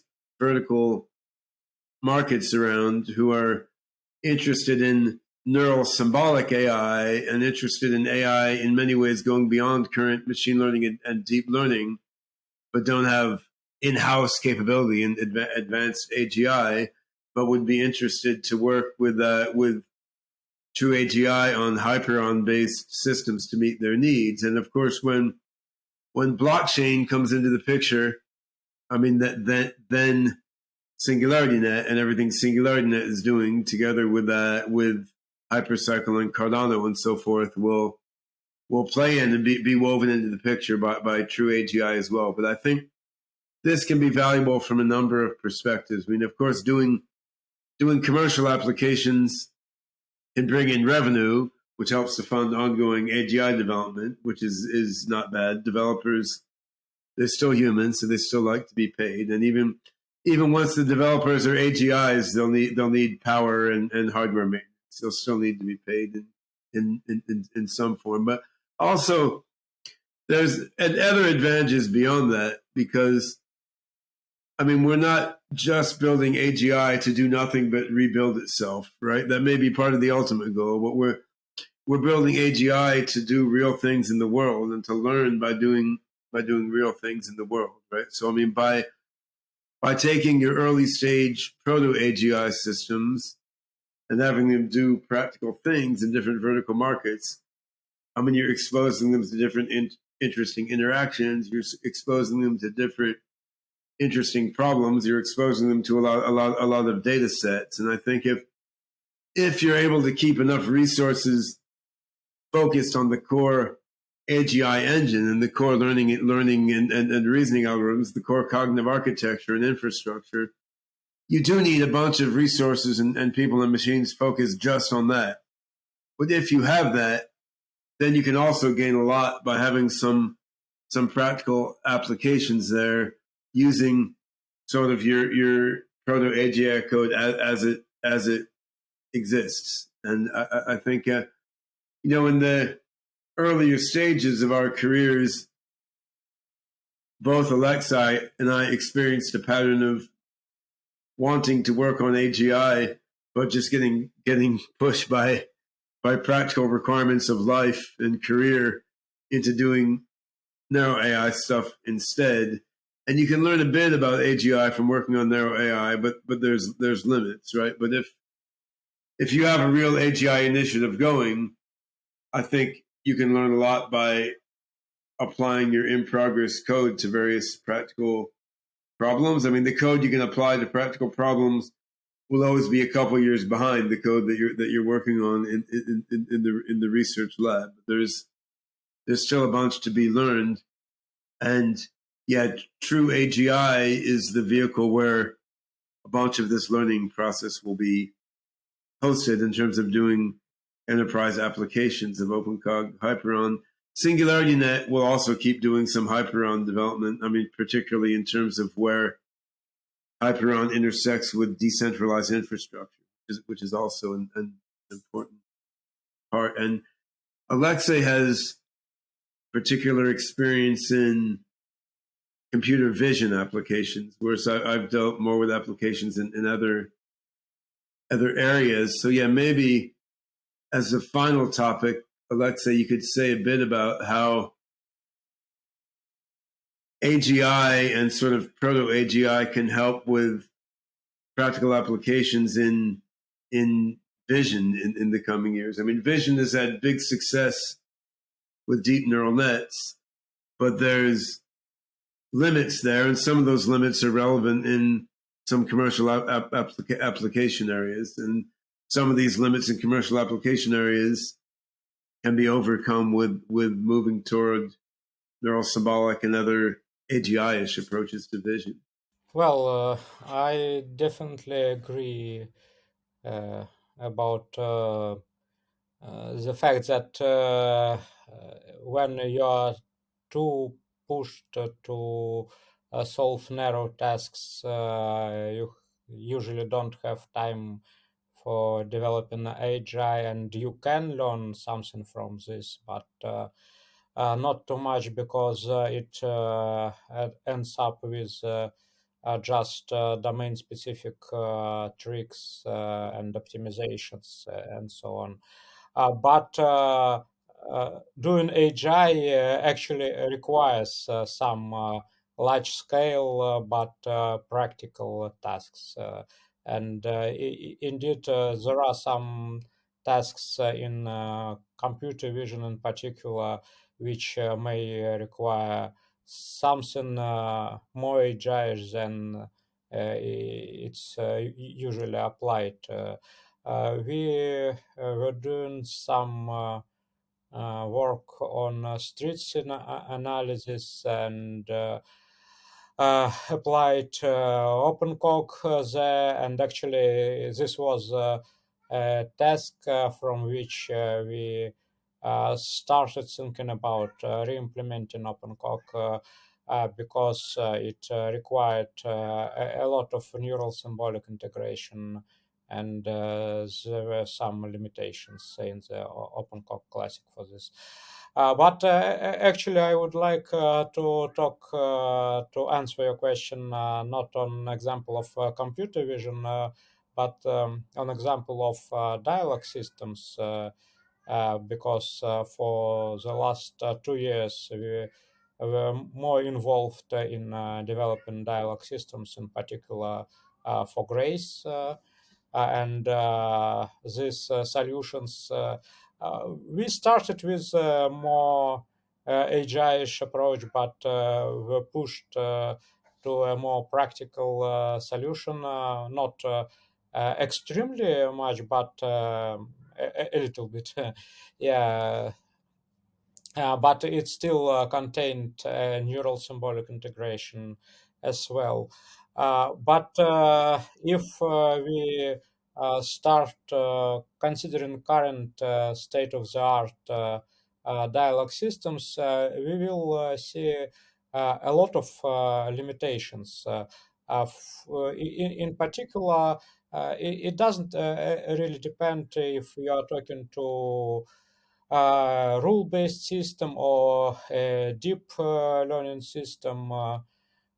You will notice that this system, for example, cannot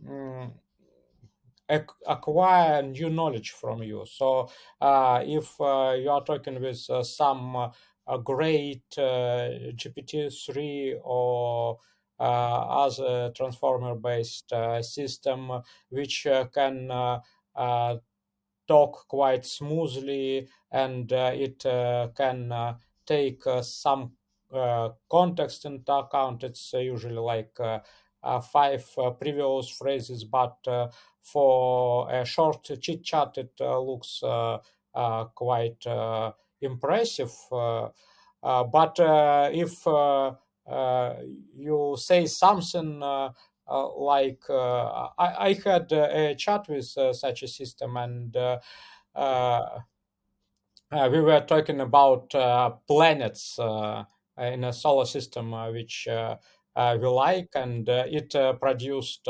interesting answers. But when we started talking about if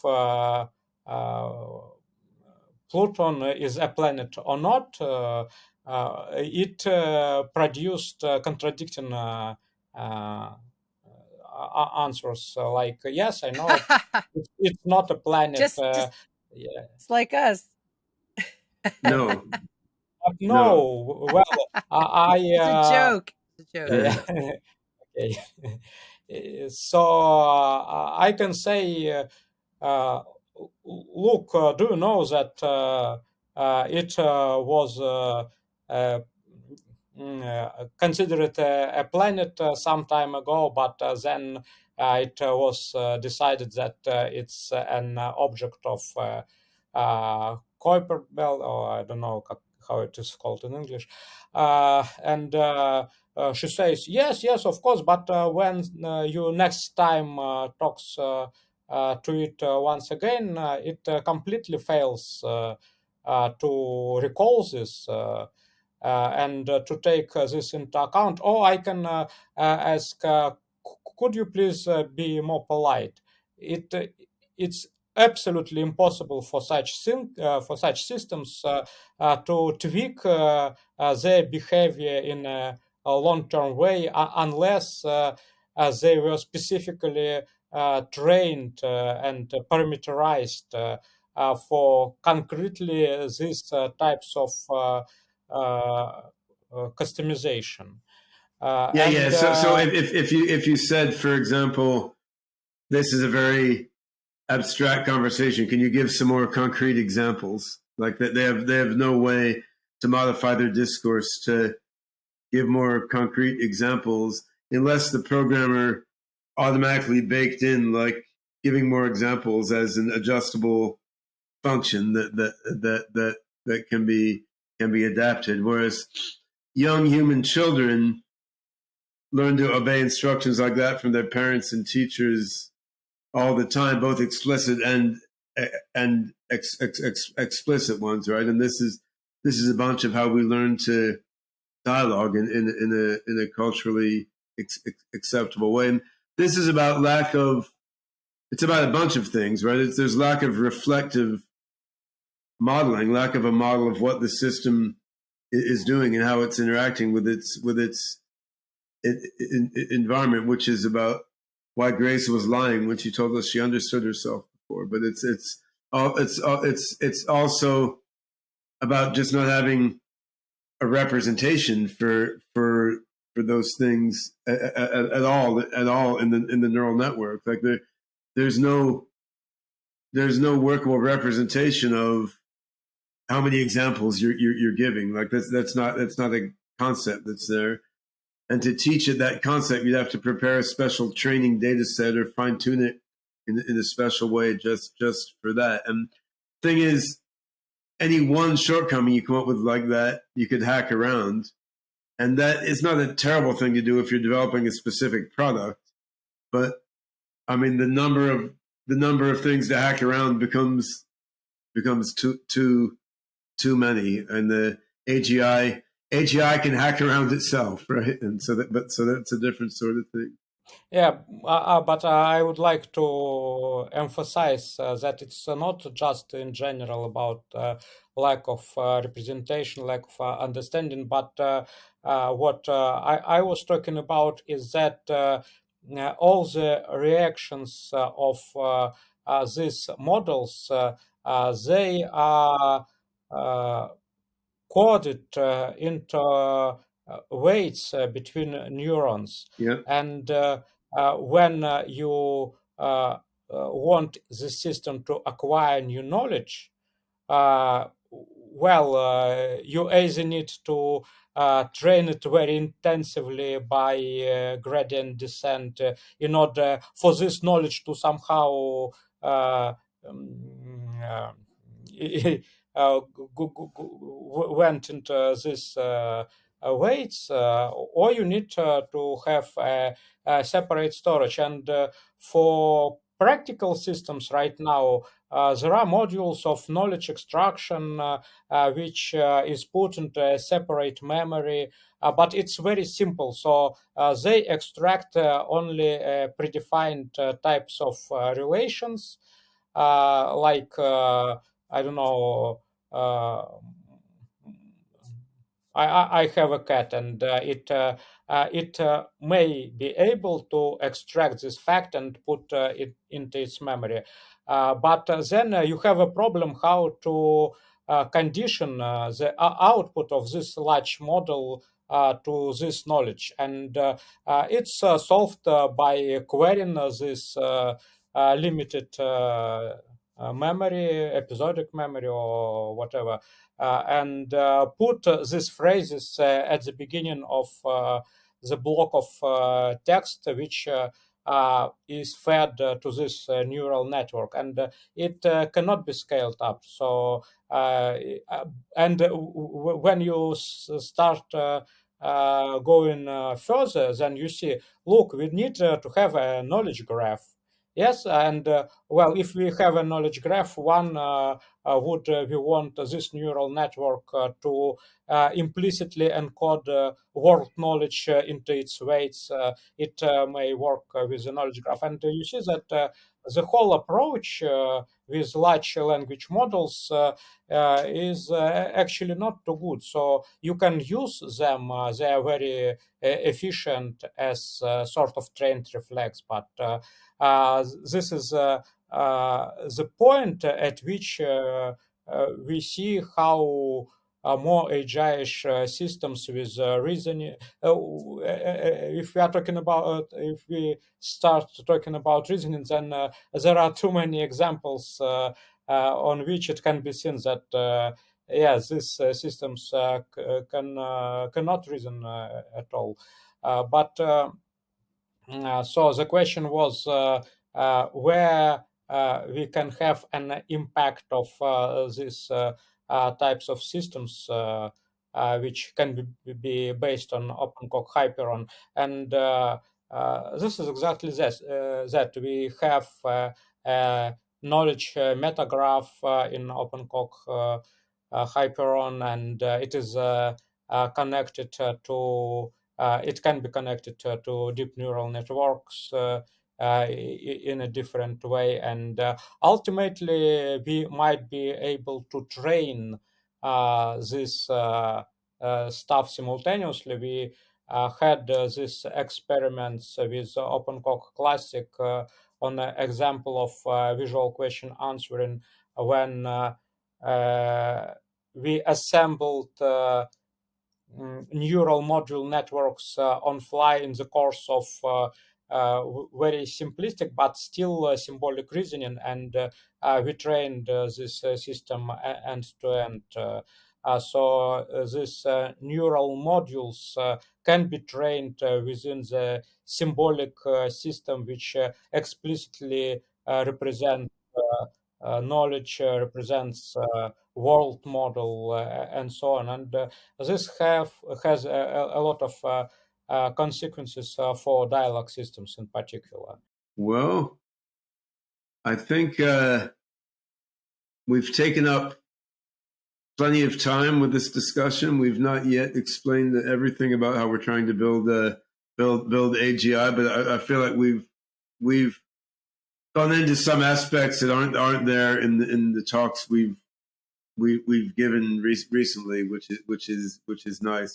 So I'd say if you're curious to find out more about some of the themes we've gone into here, some of the talks I mentioned already can be helpful. So from the AGI 22 conference and some earlier talks, there's a bunch of video material online about more of the particular work that we're doing, and things are advancing fast. So if we do another one of these a year from now, we're going to have a whole bunch of other interesting new stuff to talk about, because we will have rolled out more of Hyperon technology in more sort of experimental research systems and contexts, and we probably will be at least a little bit down the road in some commercial partnerships and collaborations, sort of working gradually toward commercial rollout of Hyperon systems in some centralized and decentralized applications. So it's for those of us like myself and Alexei who have been thinking about and working toward AGI for a long time, many decades in my case, even a couple decades almost in Alexei's case, right? I mean, it's a quite exciting phase of our careers, because like the rubber is finally starting to hit the road. So it's being quite good fun. If someone has a project or a company and they're interested in putting this stuff to work, that's what TrueAGI is all about, right? Helping. Yeah, that's right. So we don't yet have a scalable commercial deployment ready version of OpenCog Hyperon, and that's at least a year off from now. Even in that initial version, we'll have some limitations and be focused on particular verticals. On the other hand, if there are customers out there who sort of want to be partners as we take our current alpha system and move it toward maturity, we're certainly interested to work with customers at that level. And we already have a few companies both within Singularity and ecosystem and outside that we're collaborating with in that way. So yeah, we're interested to talk. We're interested to talk to potential customers all over the map. It may be the time to engage with some customers now. It may be that for others the best time is next year. But you can go to the TrueAGI website at trueagi.io. I think we have trueagi.ai also. You can go to the TrueAGI website and you can contact us in that way, and we're interested to talk about potential collaborations. I'd say also OpenCog Hyperon is open source software. So if there's software developers out there, we're interested to have folks help out. It's a fun time to get involved in the project, because we have some stuff that's already working, at least at the research level. You can plunge in and help us figure out how to develop in the world's most abstract programming language. It's a bit mind-bending at times, but it's an interesting adventure. Great. Alexei, anything you'd like to end with before we call it a night? No, I guess Ben, as always, summarized it well. Okay, great. All right, then I'm going to call the end of this podcast, and thank you very much for joining us, and we'll see you soon, and sweet dreams. Thanks a lot. Thanks. Bye.